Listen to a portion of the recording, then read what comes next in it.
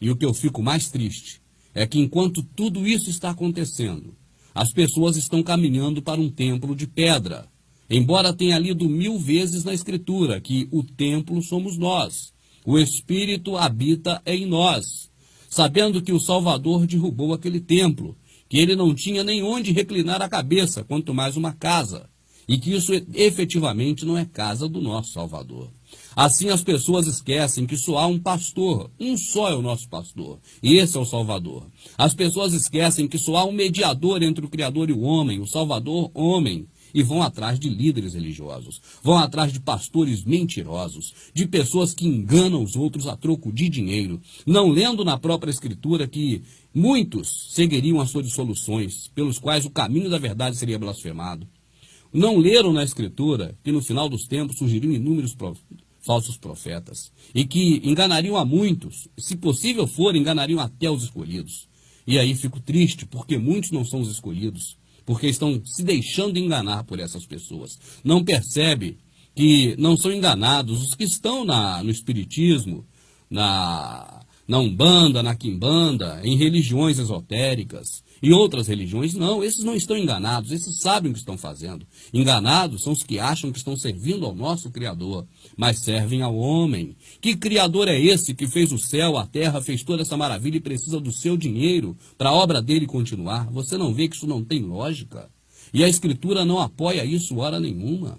Não há nada que possamos fazer por ele hora nenhuma. Que Deus idiota é esse, que gosta que você fique batendo palmas, que fique cantando para ele e ele se alegra em ver você cantar? Esse não é o meu Deus. E eu creio que também não deva ser o seu, porque o meu Criador, aquele que deixou escrito para mim como me conduzir na Escritura, ele diz que ele nunca folgou com essas coisas. O que ele quer é a misericórdia, é o amor ao próximo. Naquele grande dia, ele vai perguntar assim: olha, eu tive fome e você me deu de comer? Eu tive sede e você me deu de beber? E você talvez dirá: não, mas eu estive na igreja, eu obedeci ao homem que você botou para poder eu obedecer, eu cumpri meus votos, eu dei o meu tudo, eu fiz o que eu podia lá pela igreja, eu fiz a sua obra. E ele dirá: apartai-vos de mim, maldito, que eu nunca vos conheci. Amado, o que você está servindo nesses locais não é o Criador. Essas coisas todas estão acontecendo, você está vendo que o fim está próximo. Do jeitinho que estava na Escritura está acontecendo. E nos templos, o que você ouve falar? Prosperidade, o amanhã vai ser melhor do que hoje, você vai ter sua casa, eu te revelo que teu emprego está surgindo. O povo todo indo em busca de coisas materiais. E esses cães gulosos, que Isaías chamou de cães gulosos, disse assim: esses cães são gulosos, são pastores que andam adormecidos, adoram tosquenejar. Cada um só pensa em lucrar, cada um se torna pela sua denominação.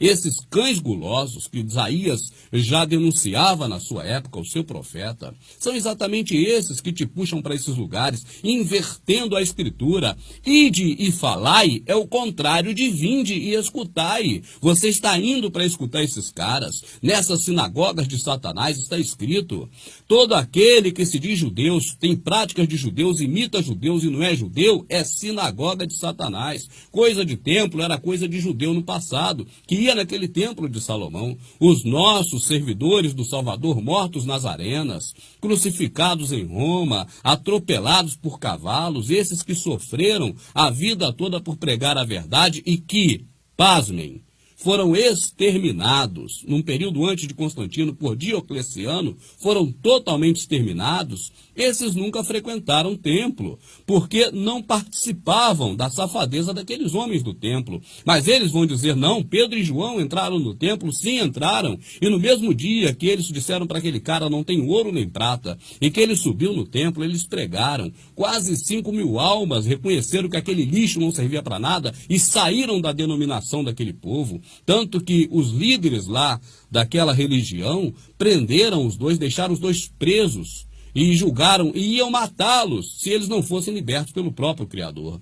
Assim, amado, leia a Escritura que ninguém te engana, porque esses homens que estão aí, eles não estão preocupados em te falar a verdade, nem do que está acontecendo e nem das coisas da Escritura, mas eles mentem terrivelmente. Quando eles dizem não deixai vossa congregação, como é costume de alguns, leia o texto todo e vai ver que Shaul, Paulo, está falando para você não largar a graça, ou seja, a nova aliança, e voltar para a lei de Moisés e fazer prática da lei de Moisés como dízimo. Porque o dízimo é lei de Moisés, você não sabia? Está escrito, porque pela lei de Moisés, apenas os levitas têm direito de tomar o dízimo, embora todos os judeus lá tenham nascido do lombo de Israel. Todos os hebreus. Agora eu pergunto, seu pastor é hebreu, ele nasceu direto daquela nação? Ele é judeu, ele é alguma coisa disso? Somente os levitas tinham direito de tomar o dízimo segundo a lei de Moisés. Dízimo é lei de Moisés. Eu quero que um cachorro desse, um cão guloso desse, me mostre na Escritura onde que dízimo é dinheiro. Onde tem dízimo de dinheiro. E o dízimo foi ordenado para o povo de Israel, para Israel, no período de Israel, até a vinda do Salvador. Quando o Salvador morreu, ele disse, o véu do templo se rasgou de alto a baixo e as pedras se fenderam. Mas esses cães gulosos só lê a primeira parte, dizendo que o véu se rasgou, não falam que as pedras se fenderam, para não derrubar o templo deles, onde eles te arrecadam muito dinheiro. Assista nossos DVDs, meu amado. Você vai conhecer muito mais coisas de acordo com o que está escrito, e não com o que esses cães gulosos te ensinam. Esses que são mais terríveis que a Globo, que te manipula, que te engana, porque a Globo acaba com a sua vida terrena, esses caras acabam com a vida espiritual. Esses são mais terríveis que os Illuminati, colocam satélite para cair na tua cabeça, mas estes te jogam de cabeça no buraco, com seu entendimento ficando cauterizado, mente cauterizada, lavagem cerebral, extorquem teu dinheiro. Esses são mais terríveis que o diabo. Porque o próprio Satanás, quando esteve no deserto, ele sugeriu ao Salvador que se atirasse lá embaixo. Mas esses homens, na época do Salvador, pegaram o Salvador dentro da sinagoga, arrastaram até um alto do monte e tentaram jogar o Salvador lá de cima até embaixo. Só não conseguiram, a Escritura diz que é porque não era chegada a hora. Assim eles demonstram que são piores que Satanás. Qualquer hora, quando eles caírem nas garras de Satanás, eu temo de saber o que Satanás fará com esses homens, porque eles têm mentido muito, colocado muito a culpa no Satanás e feito coisas piores do que os próprios Satanás. Uai, seu app de vídeos curtos.